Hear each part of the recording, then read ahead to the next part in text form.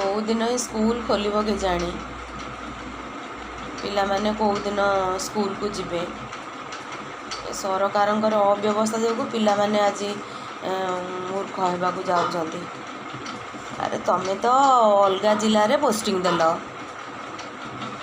ଆଉ ସେମାନେ ଅଲଗା ଜିଲ୍ଲାରେ ସେ ଘର ଭଡ଼ା ନେଇକରି ରହିବେ, ଖାଇବେ ପିଇବେ, ପିଲାମାନଙ୍କୁ ପଢ଼େଇବେ, ପୁଣି ତାଙ୍କ ଘରକୁ ବାପା ମାଆ ଥିଲେ 2 ପଇସା ପଠେଇବେ। ଏସବୁ କଥା ବୁଝିଲେ ହେବ ନା। ଆଉ ତମେ ଏକପଟିଆ ହେଇକି ରହିଲେ ହେବ କି? ପ୍ରାଥମିକ ଶିକ୍ଷକ ହେଉଛନ୍ତି ବା ମୂଳଦୁଆ।